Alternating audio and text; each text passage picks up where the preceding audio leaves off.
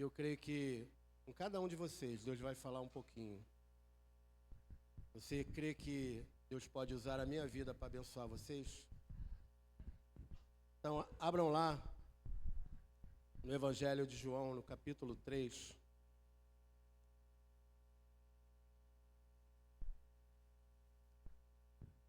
Vou ler aqui o verso 17 e 18.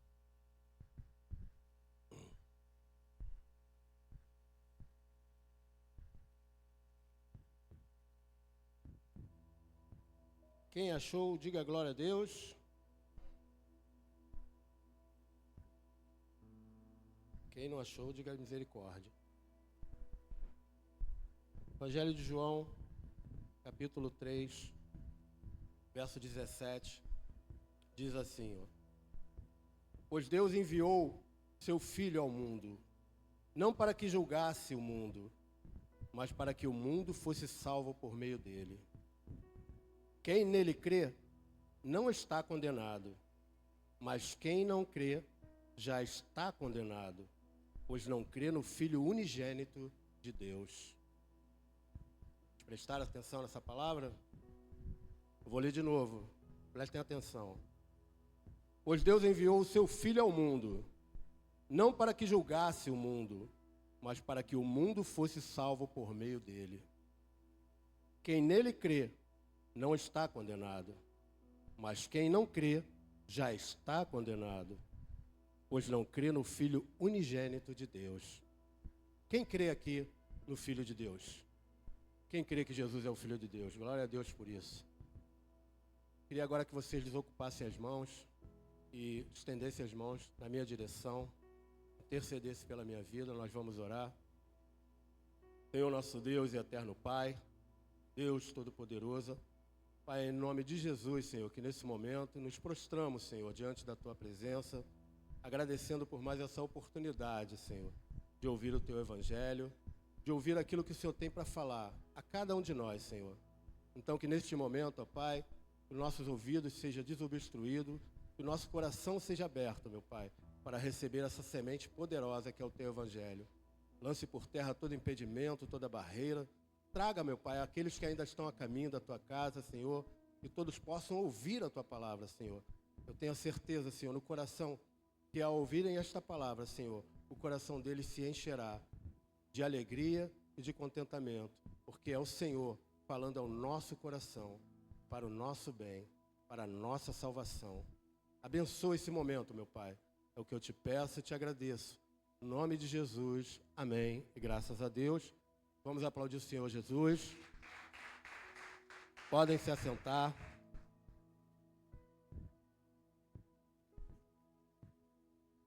Na verdade, irmãos, existia uma condenação para toda a humanidade. Antes de Jesus vir ao mundo, não tinha nada que pudesse mudar a nossa vida. Existia apenas a lei de Moisés. Mas e o restante da humanidade? Estávamos todos condenados. Na primeira vinda de Jesus, ele veio para nos salvar, para morrer por nós. Mas na sua segunda vinda, ele virá para julgar.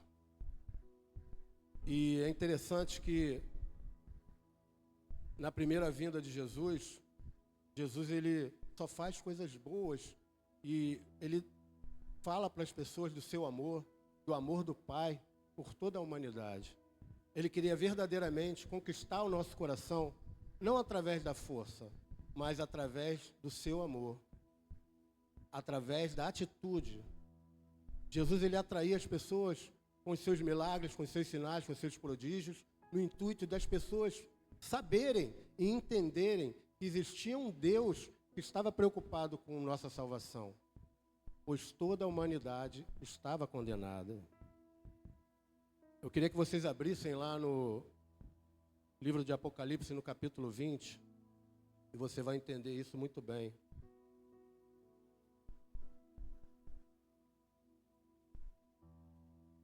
O que aguarda toda a humanidade é um juízo. Aliás, O título dessa mensagem é O Juízo de Deus. No capítulo 20, no verso 11, diz assim, ó: Vi também um grande trono branco, que estava sentado sobre ele, e a terra e o céu fugiram da sua presença, e não foi achado lugar para eles. Vi os mortos, grandes e pequenos, em pé diante do trono. Abriram-se alguns livros, então abriu-se outro livro, o livro da vida. E os mortos foram julgados pelas coisas que estavam escritas no livro, segundo as suas obras. Olha que interessante. Cada um de nós, gente, tudo que você faz na sua vida, ao longo de toda a sua vida, está sendo escrito num livro. E você vai ser julgado, todos nós vamos ser julgados por tudo que nós fizemos aqui na terra. Coisas boas, coisas ruins, tudo está escrito lá.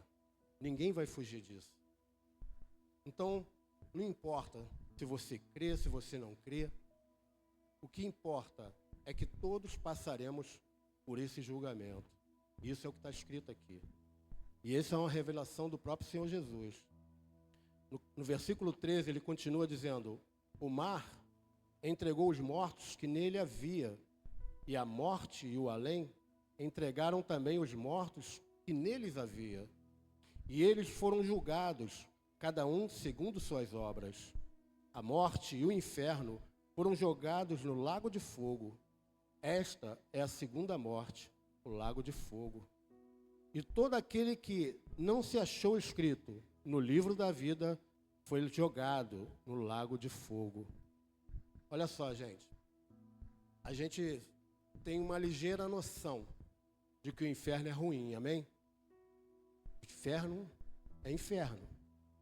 É sofrimento, né? É padecer a vida inteira. Mas existe uma coisa pior ainda do que o inferno, que é o lago de fogo e enxofre. Porque a morte e o inferno, junto com todos os anjos do demônio, do diabo, também serão lançados ali. E as pessoas que não foram achadas no livro da vida.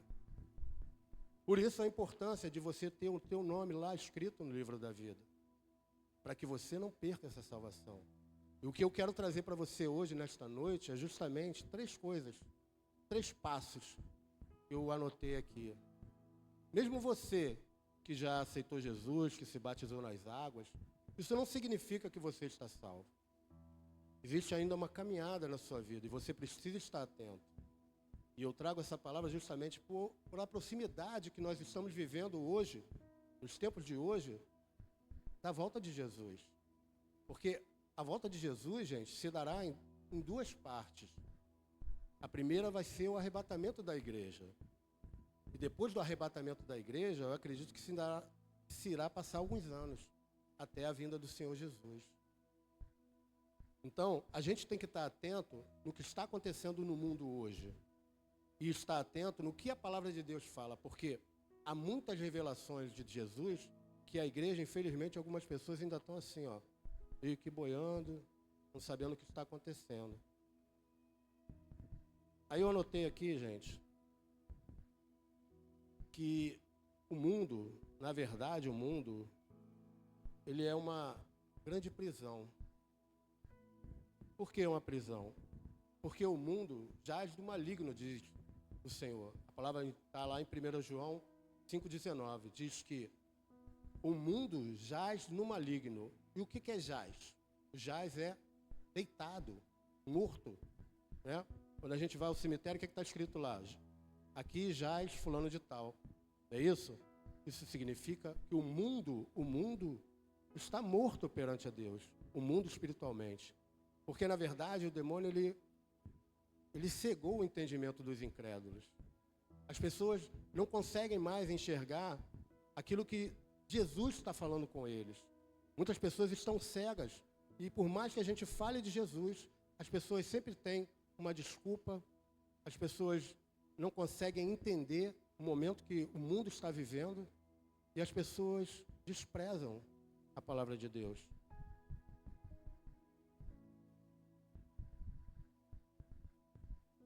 Eu coloquei aqui em 2 Coríntios, né, que 2 Coríntios, no capítulo 4, verso 4. Dá para botar aí? Olha lá, ó. Entre os quais o Deus deste mundo, deste século, cegou a mente dos incrédulos, para que não vejam a luz do Evangelho, da glória de Cristo, o qual é a imagem de Deus. O Deus desse século, quem é o Deus desse século? Quem é o Deus desse mundo que a palavra está falando aqui? É o diabo, gente. O diabo é o Deus desse mundo, desse século. E ele cega o entendimento das pessoas. Eu estava conversando lá, essa semana eu fui sucar. Né, filhão? E aí, a gente estava conversando sobre várias coisas e eu dei uma explicação a eles. Que isso era muito falado lá no meu trabalho, né? A gente falava que burro bom carga nele. E o que quer dizer esse ditado? O burro bom é aquele burro que não reclama. Porque o burro ruim, existe uma qualidade de burro, que você bota uma carga nele e ele trava. Se você botar muita carga em cima daquele burro, ele trava, ele não vai. Você pode dar chicotada nele, você pode chutar ele não vai sair do lugar. Mas o burro bom, você pode botar quanta carga for, ele vai de boa. Ele não reclama, ele vai embora. Ele vai até onde aguentar. Esse é o burro bom. E muitas pessoas, às vezes, estão aí num trabalho, trabalham. E quanto mais ele tenta encontrar tempo para ir à igreja, ele não consegue. Porque o patrão dele suga ele. E o patrão, ele é assim, o patrão é esperto, né? Ele fala assim, ó, você que é bom, eu queria 10 funcionários igual a você. Ele elogia aquela pessoa, para que aquela pessoa continue achando que ela é especial, que ela é maravilhosa. Ela fica se enchendo, ó, eu vou te botar num cargo melhor, vou te dar aí mais R$200 para você continuar. E essa pessoa não encontra tempo mais para Deus.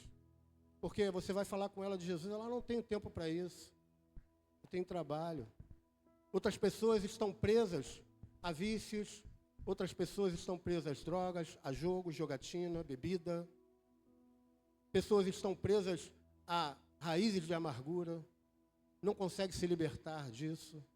Quantas pessoas, gente, estão aí em casa por depressão, não saem de casa porque estão deprimidas, não conseguem sentir alegria em nada, estão presas. E quem que está agindo no meio dessa pessoa? Quem que está influenciando essa pessoa? São pessoas que estão presas e não conseguem se libertar.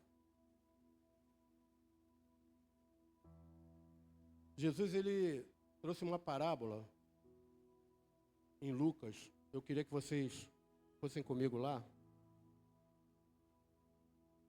Lucas 16.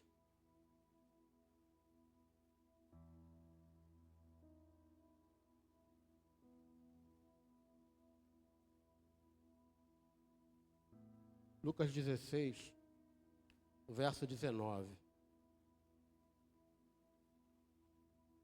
Uma parábola bem conhecida, mas que muitos historiadores alegam ser uma história real.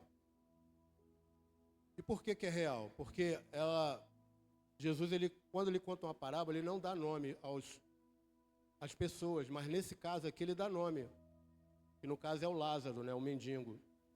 Então, por causa disso, eles acham que essa história foi uma história real, que verdadeiramente aconteceu. E diz assim: havia um homem rico que se vestia de roupas de púrpura e de linho finíssimo, e todos os dias se banqueteava com luxo. E um mendigo, chamado Lázaro, todo coberto de feridas, que foi deixado em seu portão. Queria que vocês atentassem aqui, olha. O rico, ele estava coberto de quê? De púrpura e de linho finíssimo, não é isso?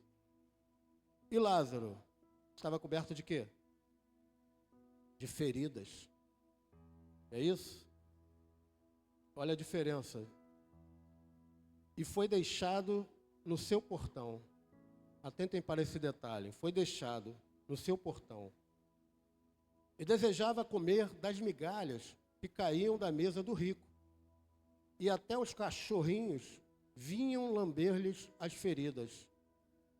Quando o mendigo morreu, foi levado pelos anjos para o junto de Abraão. O rico também morreu e foi sepultado. Olha o detalhe aqui.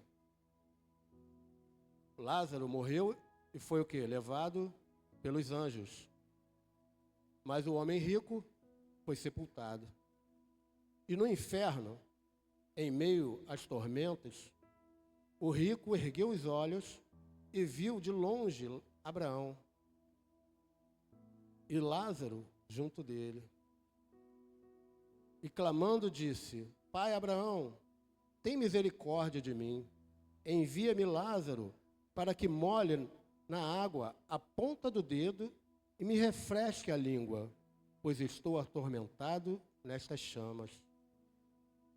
Abraão, porém, disse: Filho, lembra-te de que em sua vida recebestes bens, mas Lázaro, por sua vez, recebeu males. Agora ele aqui é consolado, e tu atormentado. Além disso, há um grande abismo entre nós e vós, de forma que os que quisessem, mesmo que quisessem, passar daqui para vós, não poderiam, nem os daí passar para nós. Então ele disse: Eu te imploro, ó Pai, que mandes a família de meu pai. Mande-o, Lázaro, né, no caso.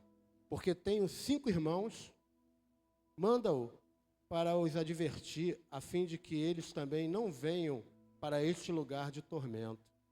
E Abraão lhe disse: Eles têm Moisés e os profetas, e os ouçam. E ele respondeu: Não, pai Abraão, se alguém dentre os mortos for lá com eles, irão se arrepender.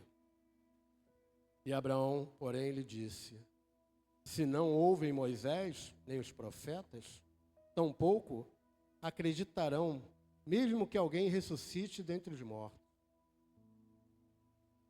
E aí, eu quero que vocês vejam essa parte aqui, atentem-se a essa parte, onde está escrito que Lázaro, ele é deixado à porta desse homem rico. Tem uma passagem, está aqui em Mateus 25, 35, se puder pode botar aí, por favor, e diz o quê? Que muitas pessoas, quando forem entrar no reino de Deus, Jesus vai falar para eles: entrem, né? Entrem, porque quando eu tive sede, vocês me deram água. Quando eu tive fome, vocês me deram comida. Quando eu estava nu, vocês me vestiram. E aí, eles vão perguntar: mas quando, Jesus? Quando que nós te demos água, ou te demos comida, ou te demos de vestir, ou que foi nos visitar na prisão? E aí Jesus vai falar: quando fizestes aqueles meus pequeninos, vocês tinham feito a mim. Na verdade, Lázaro era uma grande oportunidade que Deus estava dando àquele homem rico, para que ele ajudasse a Lázaro, através da ajuda que ele daria a Lázaro, ele fosse salvo. Vocês estão entendendo aqui o que eu estou falando? Achou não? Mateus 25. Oi? Mateus 25, verso 35. Olha lá, diz assim, ó: Porque tive fome e me deste de comer, tive sede e me deste de beber. Era estrangeiro e me acolhestes. Precisei de roupas e me vestistes. Estive doente e me visitaste. Estava na prisão e foste me visitar. Então os justos lhe perguntarão: Senhor, quando te vimos com fome e te demos de comer, ou como sede e te demos de beber? Quando tivemos com o estrangeiro e te acolhemos, ou precisando de roupas e te vestimos? Quando te vimos doente ou na prisão e fomos visitar-te? E o rei lhes responderá: em verdade vos digo que, sempre que o fizestes a um destes meus irmãos, ainda que dos mais pequeninos, a mim fizeste. Glória a Deus. Então, na verdade, gente, Lázaro era a grande oportunidade daquele homem rico se consertar com Deus. Ele tinha oportunidade, ele era um homem rico. Quantas vezes ele deve ter passado por Lázaro e simplesmente desprezou Lázaro? Ele poderia muito bem ter enviado um médico para tratar das feridas daquele homem. Ele passou, viu os cachorros lambendo a ferida dele. E ele tinha tanto dinheiro, vivia na luxúria. Ele poderia muito bem pagar um médico para tratar aquele mendigo.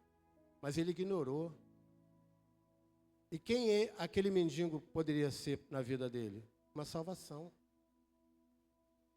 Por isso, Jesus traz essa parábola. Para que a gente reflita nisso, gente. Quantas vezes você teve a oportunidade de fazer o bem e não fez? Quantas vezes nós passamos por pessoas, às vezes na rua, necessitado? Eu não dou comida, eu não dou dinheiro. Dinheiro eu não dou, não. Mas quando eu tenho alguma coisa de comida para dar, eu dou. Eu não nego. Uma vez até uma garota nova me pediu para pagar ovo. Eu paguei uma cartela de ovo para ela. Aí na mesma hora o rapaz falou comigo, ó, vai lá para a boca agora do Jacarezinho vender para comprar droga. Mas eu ia fazer, pediu comida, né? Mas é isso, gente. O que representa aquele homem rico? Ele representa justamente todas as pessoas que não acreditam em Deus, que não acreditam no céu, tampouco acreditam no inferno. Aquele homem rico, ele representa o quê? As pessoas egoístas, pessoas que só pensam em se deleitar nos prazeres desse mundo, em se banquetear com as suas luxúrias. É isso que ele representa.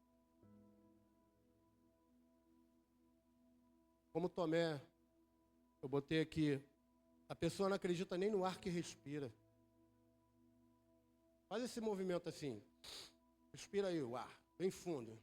A gente não sente o pulmão encher de ar?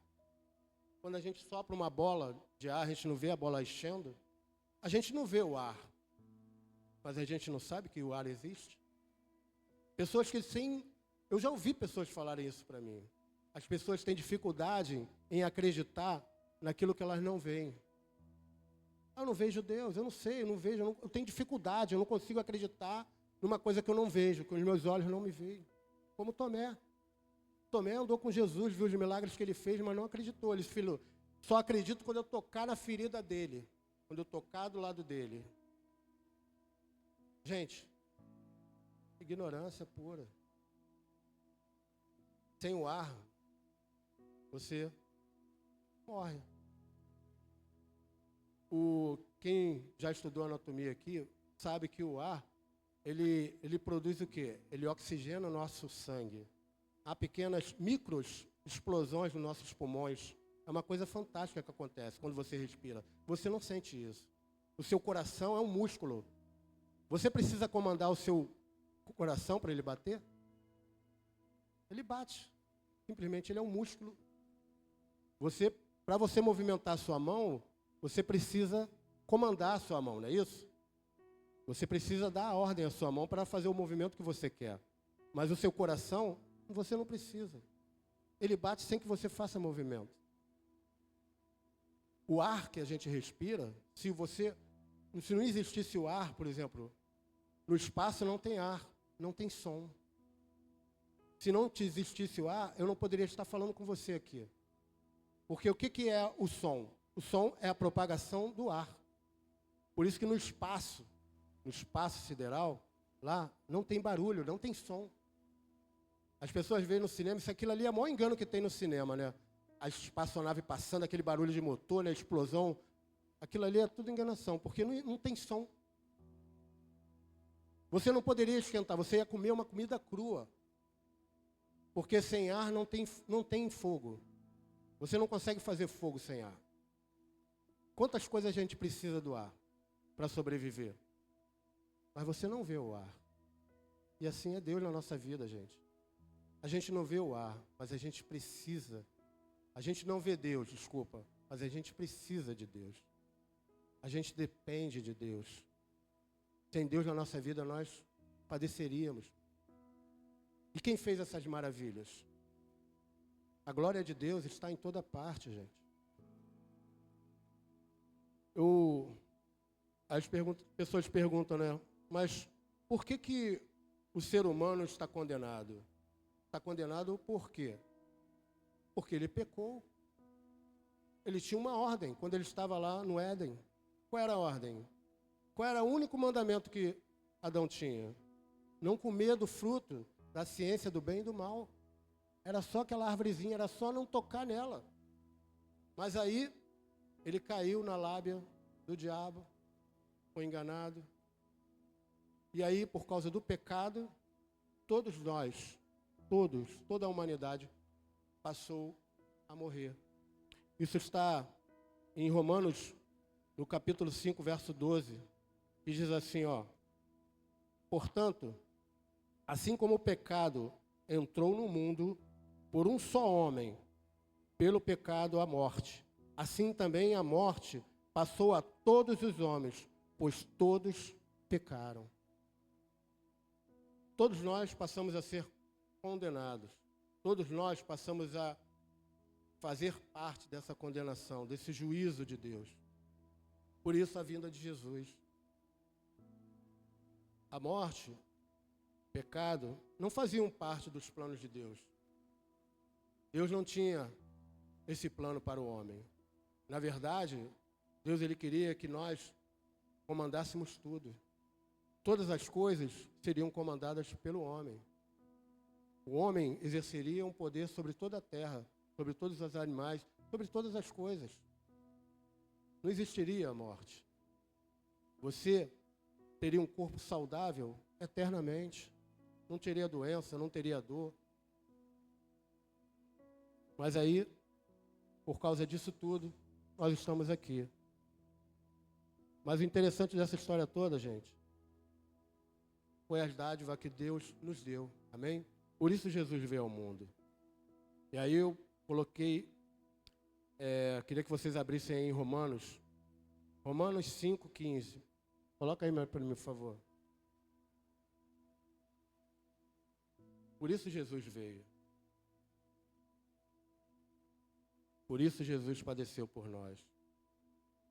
Romanos 5,15 diz assim, ó: mas a dádiva gratuita não é como no caso da transgressão. Porque se pela transgressão de um, muitos morreram, muito mais a graça de Deus. E a dádiva gratuita, pela graça de um só homem, Jesus Cristo, transbordou para muitos. Glória a Deus. Então, graças ao Senhor Jesus que veio, né, se destituiu de toda a sua glória. Gente, espera um pouquinho.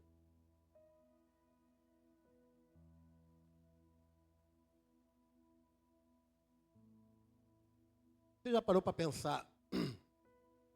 Jesus, ele veio ao mundo, claro, ele veio para morrer por nós. Ele tinha que padecer, passar por todo aquele sofrimento e se sacrificar por nós na cruz. Mas a gente fica também pensando o seguinte: como que Deus iria julgar o homem se ele não tivesse passado por tudo que ele passou? Muitas pessoas nos dias do julgamento iam dizer o quê? Ah, o senhor não sabe o que é ser homem. O senhor não sabe o que é padecer uma doença. O senhor não sabe o que é passar fome, sentir frio. O senhor não sabe o que, entendeu? Eu ter uma pessoa que me traiu, que me humilhou. O senhor não sabe aqui levar um tapa na cara, levar uma cuspida. ser humilhado. Mas Jesus passou por tudo isso, para que justamente no dia do julgamento, ninguém possa dizer, mas o Senhor não sabia, porque ali ele vai ter toda a autoridade para julgar qualquer pessoa.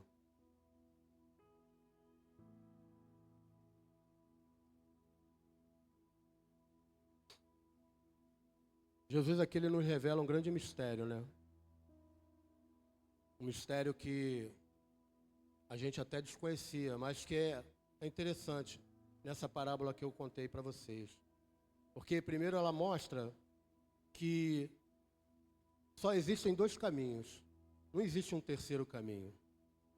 Ou é céu ou é inferno. Não tem outro caminho. E nós vamos nos reconhecer, né? Nós vamos nos reconhecer. E eu acredito até, gente, que a gente vai ter muita surpresa lá no céu, né? A gente vai ver pessoas que a gente esperava não ver. E a gente não vai encontrar pessoas que a gente esperava que iria encontrar lá. Porque só Deus sabe, né? O que cada um tem no coração. Por isso que eu digo, a igreja, gente, não é a garantia de que salvação. A salvação ela é individual. Por isso você deve buscar de todo o teu coração uma comunhão pessoal com Deus. Você deve se aproximar de Deus verdadeiramente. Não uma coisa superficial. É como o pastor fala aqui, nós devemos mergulhar mesmo. Mergulhar. Deixar que Deus nos conduza na nossa vida. Não ficar se prendendo a detalhes desse mundo. Porque a gente sempre vai ter uma onda contrária, né? Quem já foi na praia aqui, já mergulhou, e que a onda, muitas vezes, ela quer te levar para a praia, né? Às vezes você quer ir, e a onda fica te levando para trás o tempo todo. E muitas vezes é isso, gente. Muitas vezes é você nadar contra a correnteza. Na maioria das vezes é isso. Caminhar com Deus aqui na terra é nadar contra a correnteza, gente. A gente vai sempre estar querendo trazer a gente para trás, mas a gente tem que se esforçar e fazer o nosso melhor. Buscar de Deus essa comunhão e essa intimidade que Ele quer de nós. Porque é isso que Ele quer. Ele quer que você seja verdadeiro. Não aquele crente, eu amo Jesus. E aí? E as tuas obras? O que você tem feito? Porque de boca é fácil, gente. Agora, fazer a obra, né, se colocar na brecha, muitas vezes, para interceder pelas pessoas, isso muitas pessoas não querem. Porque é difícil. Tem o sacrifício. Você tem que, muitas vezes, se abdicar de muitas coisas na sua vida para que você possa estar fazendo a vontade de Deus. Eu estava conversando com a Alessandra ali antes, e ela estava falando sobre Paulo. Paulo é um grande exemplo disso, gente. Porque Paulo padeceu para cumprir a vontade de Deus, não tem igual. No final ele fala, combati o bom combate, né? Mas aí está a minha coroa, né, Alessandra? A minha coroa, vou de encontro à minha coroa, que está guardada lá com Jesus. Porque ele falou, no final ele fala, gente, para mim a morte é lucro. Eu já passei por tudo. Já fiz tudo o que tinha que fazer. Morrer para mim agora é lucro. E tem aquelas pessoas que já tiveram experiência, né, que já foram no céu e voltaram. Eu estava falando para a Alessandra, quem vai lá no céu não quer voltar. Porque sente uma paz tão grande que o desejo dela é permanecer ali. Ela não quer voltar mais. Mas aí aquele anjo fala para a pessoa, não, a tua missão ainda não acabou. Você ainda tem missão lá, você ainda tem um papel a cumprir. Então volta lá e cumpre o teu papel. A gente só morre quando a gente está na presença de Deus verdadeiramente, quando a gente está fazendo a obra de Deus, a gente só vai morrer quando Deus quiser que a gente morra, gente. Eu acredito fielmente nisso, porque eu passei por isso. Era para mim estar morto já, gente. Por um acaso eu estava no lugar certo, na hora certa, e eu não morri. O engraçado, eu não sabia que eu tinha problema de coração. Eu não sabia. O meu irmão que morreu, ele sabia que ele tinha problema do coração. Mas isso não impediu ele de morrer. Mas eu glorifico a Deus porque eu pude dar um abraço nele aqui no último dia que ele esteve aqui. Ele morreu no dia seguinte que ele foi trabalhar. Morreu trabalhando. Então, gente, não se preocupe. Se você está verdadeiramente com Deus no seu coração, fique tranquilo. Você só vai morrer quando Deus quiser que você morra. Amém, igreja? Glória a Deus. Em Hebreus, no capítulo 9, no verso 27 e 28, diz o seguinte, ó. Como está escrito, e ordenado aos homens morrerem uma só vez, vindo depois o juízo. Não existe reencarnação. Tem gente que acredita que a gente morre, depois reencarna de novo, e volta como um bicho, volta como um cachorro, como um gato. Nada disso, gente. Hebreus 9, 27 e 28, anota aí se você quiser. Está escrito lá, ó. E como está ordenado aos homens morrerem uma só vez, vindo depois o quê? O juízo, que é o julgamento. É o julgamento que eu mostrei para vocês que vai acontecer lá em Apocalipse, no capítulo 20. Agora, a grande pergunta que nós temos que fazer a nós mesmos. Como ser absolvido dessa condenação? E eu pergunto a cada um de vocês, vocês estão preparados para o julgamento? Aí eu botei aqui 3 passos. 3 passos para a salvação. Se você quiser anotar, uma é bem conhecida, que está em Marcos 16:16, né, que Jesus fala, aquele que crer e for batizado será salvo. Aquele que não crer será condenado. Mas também a pessoa deve confessar com os seus próprios lábios. Confessar o quê, pastor? Confessar com seus lábios que Jesus veio à terra, se fez homem, morreu por toda a humanidade na cruz, mas ao 3º dia ressuscitou e hoje está à direita de Deus Pai e reina para sempre. Você tem que confessar isso. Segunda coisa é pedir para Ele entrar na sua casa. Na sua casa que eu digo, casa espiritual. Você tem que pedir. Porque lá em Apocalipse está escrito, né, até numa daquelas igrejas que nós estudamos aqui. Jesus, Ele bate a nossa porta para entrar. E o que nós devemos fazer é abrir a porta, deixar Jesus entrar, fazer a limpeza que Ele tem que ser feita na nossa vida, tirar toda a raiz de amargura, tudo aquilo que está te atrapalhando, tudo aquilo que está causando sofrimento em você, todo o teu pecado, toda a sujeira que está lá, escondidinha no seu inconsciente. Deixa Ele fazer uma limpeza na sua casa, uma faxina geral. E aí, dá intimidade a Ele para falar, Jesus, quando o Senhor quiser entrar, pode entrar. Não precisa nem bater mais na porta. O Senhor entra, vai entrando, pode entrar. Pode vir todo dia. Pode morar aqui comigo, melhor ainda. Não é isso, gente? A gente tem que fazer isso, gente. Em Romanos, no capítulo 12, verso 2. Bota aí para mim, por favor. Romanos 12, 2. Ó. E não vos amoldeis ao esquema deste mundo, mas sede transformados pela renovação da vossa mente, para que experimenteis qual seja a boa, agradável e perfeita vontade de Deus. Gente, eu vou dar um testemunho para vocês. Eu, particularmente, eu vivi uma vida muito atribulada e muito errada. E a transformação que Deus fez na minha vida é um testemunho vivo do poder do Espírito Santo, da transformação que Deus faz na vida de um homem quando Ele permite. Eu confesso para vocês, se eu continuasse no mundo do jeito que eu vivia, na melhor das hipóteses, eu estaria preso.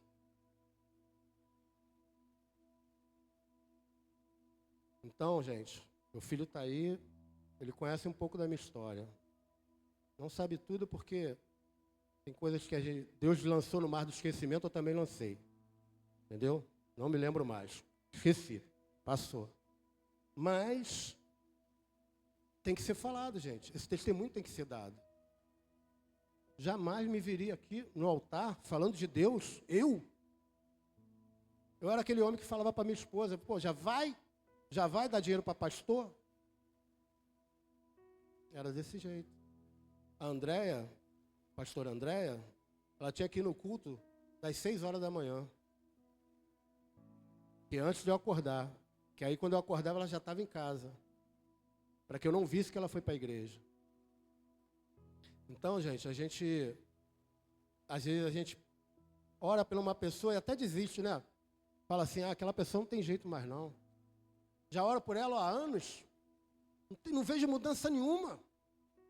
Já desisti, entreguei nas mãos de Deus. Nem oro mais. André orou por mim por 12 anos.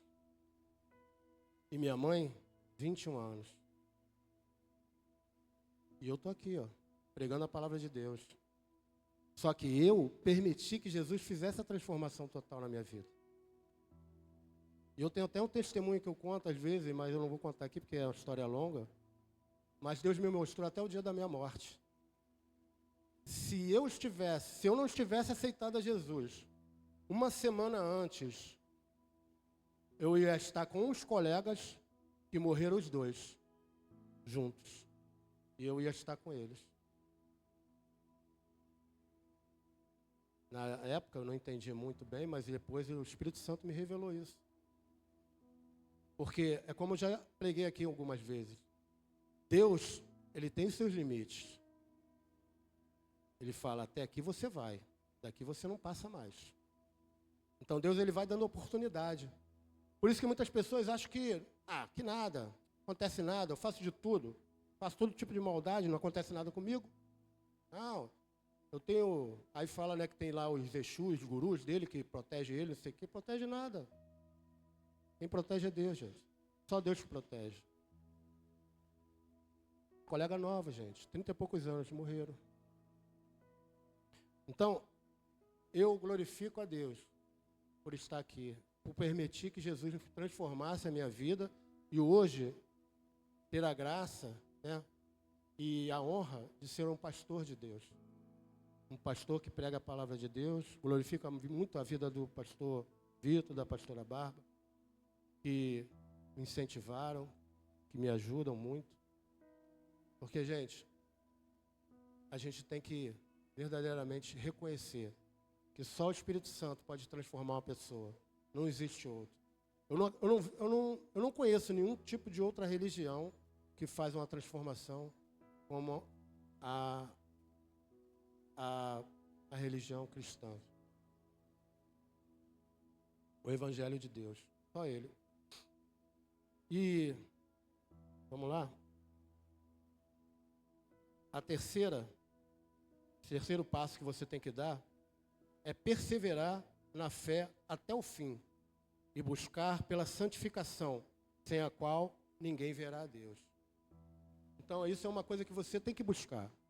Todos nós devemos buscar santificação o tempo todo, gente. O tempo todo, vigiando o tempo todo. Porque sem santificação, é o que a palavra diz, ninguém verá a Deus. Amém? Esse é o terceiro passo. Em Romanos, no capítulo 6, verso 22, diz assim, mas agora, libertados do pecado e feitos servos de Deus, tende o vosso fruto para a santificação e para o fim e por fim a vida eterna. Glória a Deus. Vou ler de novo, Romanos 6, 22. Mas agora, libertados do pecado e feitos servos de Deus, tendes o vosso fruto para a santificação e por fim a vida eterna. É isso que Deus quer de nós, gente. Santificação, para que nós conquistemos a nossa coroa da vida, a vida eterna. Amém? Glória a Deus, gente. Queria que vocês ficassem de pé. Vamos aplaudir o Senhor Jesus. Eu gostaria de fazer uma oração por vocês.